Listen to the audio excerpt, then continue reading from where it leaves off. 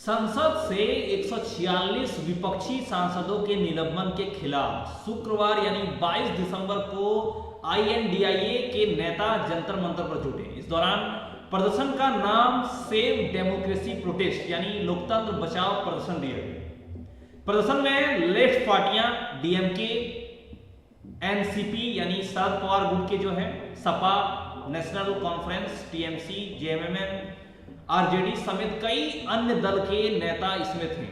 अब बता दूं, संसद में सुरक्षा चूक पर राहुल गांधी ने कहा कि जो लोग खुद के देशभक्त होने का दावा करते हैं उनकी हवा निकल गई। कांग्रेस अध्यक्ष मल्लिकार्जुन खड़गे ने इसी बीच कहा कि मोदी शाह ने संविधान डेमोक्रेसी को खत्म करने का प्लान बनाया। नमस्कार, मैं उमेश कुमार झा और आज की इस वीडियो में मैं आपको बताऊंगा इस जो विरोध जो हुआ इसको लेकर जो अपडेट है, जिसके बारे में भाजपा को राहुल गांधी और कई अन्य दलों की पार्टियां ने उन पर घेरा है, कई सारे सवाल किए हैं। इसके बीच में कई गंभीर खबर बनती है, कई गंभीर बातें बनती है जो जाननी जरूरी है।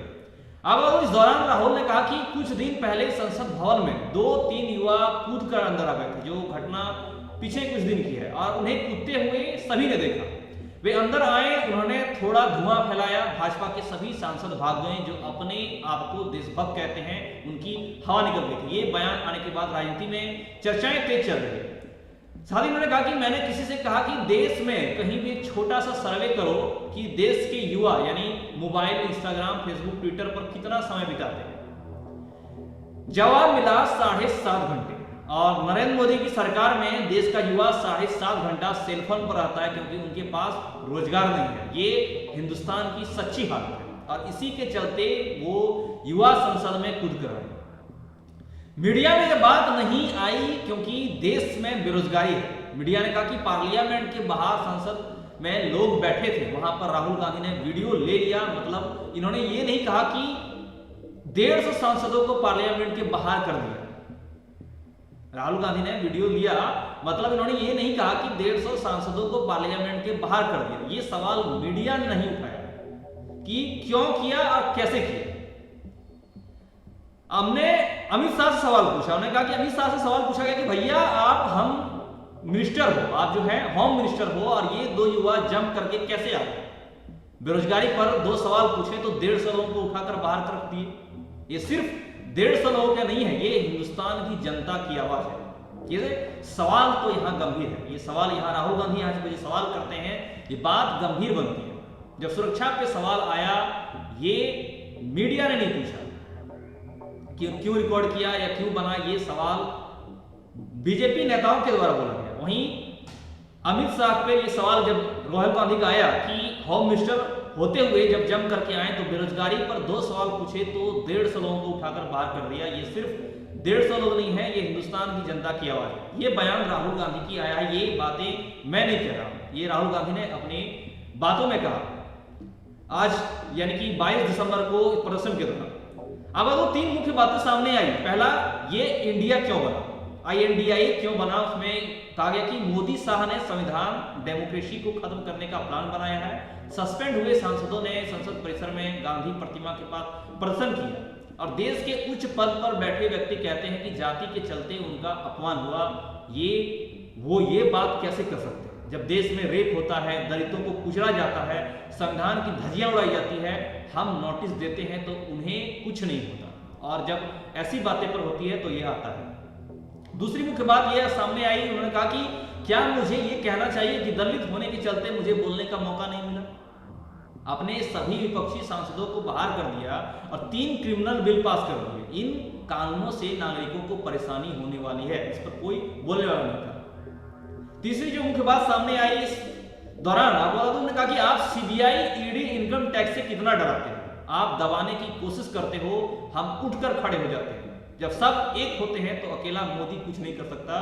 मोदी जी को इतना घमंड है कि हम 400 सीट जीतेंगे। आप इतने पॉपुलर तो नहीं है, कर्नाटक, तेलंगाना, हिमाचल में गली गली घूमे लेकिन हार कर आए। ये 3 बयान जो विपक्षी दलों के नेता की तरफ से, ये 3 बड़ी बयानें आई है जिसके बारे में चर्चा होनी चाहिए, जिनके बारे में बात होनी चाहिए, जो मीडिया में आपको देखने को शायद नहीं मिले। नेशनल मीडिया में ये खबर आपको देखने को नहीं मिले कि ये बातें सवाल की गई है, ये सवाल गंभीर सवाल है। और वैसे भी विपक्ष का काम है सवाल करना और सत्ताधारी का काम है उसका सवाल का जवाब देना कि क्या मायने हैं, क्या वो वजह थी। आपको बता दूं, रणदीप सिंह सुरजेवाला ने इस दौरान कहा कि मोदी विपक्ष रहित सदन चाहते हैं। कई सारे बयान आए इस दौरान, जो इस घटना के बाद 143 सांसदों के 43 और जोड़ दीजिए और सांसद निलंबित हो गए। सांसदों के निलंबित के बाद कई सारी राजनीतिक चर्चाएं तेज हो गई, कई सारे बात आ रहे हैं इसमें कि कई सारे खबरों को, कई सारे बयानों को, कई सारे सवालों को नेशनल मीडिया में, सोशल मीडिया में कई न्यूज खबरों को दबाया जा रहा है। अब वो खबरें आपको देखने को कम मिल रही है। आपको बता दूं, रणदीप सिंह सुरजेवाला ने कहा कि मोदी विपक्ष रहित दल चाहते हैं, विपक्ष रहित सदन चाहते हैं, लेकिन हम लड़ते रहे। उन्होंने टारगेट करते हुए कहा कि संसद में जो लोग घुसे थे उन्होंने रंगीन धुआं उड़ाया था, अगर यह कुछ और होता तो देश की स्थिति कुछ और होती। प्रदर्शन में शामिल होने वाले पहुंचे दिग्विजय सिंह ने भी कहा कि हम सदन में सिर्फ गृह मंत्री के बयान की मांग कर रहे थे, इस पर कई सांसदों को सस्पेंड कर दिया गया, ये बात सामने आई। वहीं कांग्रेस सांसद सैयद नसीर हुसैन ने कहा कि संसद निर्णय लेने वाली सबसे बड़ी संस्था है और 700 से ज्यादा सांसद सीधे या अप्रत्यक्ष तरीके से चुनकर आते हैं और सरकार को सांसदों को सस्पेंड करने और उसके बाद सदन चलाने का अधिकार नहीं है। सरकार पूरी तरह से निरंकुश और अलोकतांत्रिक हो गई है, यानी कि पूरी तरह से यहीं पे लोकतंत्र है ही नहीं। ये बातें सामने आ रही है, ये बातें गंभीर बातें, मुख्य बातें जिस पे चर्चा होनी चाहिए, जिस पर बात होनी चाहिए। अब तो इसी बीच सांसदों के निलंबन पर एक बार फिर सरकार की तरफ से पक्ष रखा गया, जहां 2 केंद्रीय मंत्रियों अर्जुन राम मेघवाल और प्रहलाद जोशी ने प्रेस कॉन्फ्रेंस की। वहां पे मेघवाल ने कहा कि स्पीकर सांसद का कस्टोडियन केयर टेकर होते हैं, यानी संसद का कस्टोडियन केयर टेकर होते हैं। और लोकसभा स्पीकर ने बार बार कहा कि वो सुरक्षा की जिम्मेदारी लेते हैं, उन्हें स्पीकर की बात भरोसा क्यों नहीं है। वे विपक्षी सांसदों के बारे में बोल गया था कि जानबूझकर चुनाव में हार की बदला ले रहे हैं और संसद में घुसपैठ बड़ा मुद्दा है, इसकी जांच करने के लिए कमेटी बना दी गई है जो अपना काम कर रही है। ये बीजेपी की तरफ से बयान आया, उसके साथ ही उपराष्ट्रपति का अपमान किया गया। ये बात आई कि उपराष्ट्रपति का अपमान किया गया।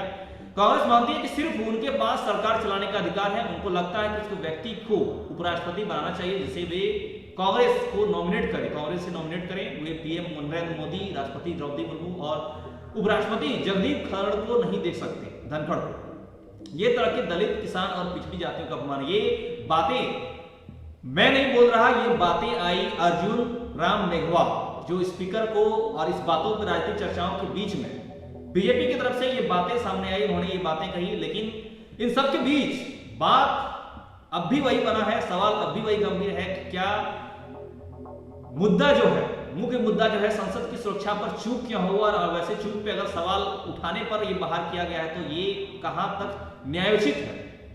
बाकी अंदर की बातें क्या है वो तो बाहर खबरों में आने के बाद ही पता चलेगा। आज की इस वीडियो में फिलहाल इतना ही, आगे आपसे फिर मिलेंगे कुछ नई और अच्छी खबरों के साथ। हमारे साथ अंत तक बैठने धन्यवाद। जय हिंद, जय भारत।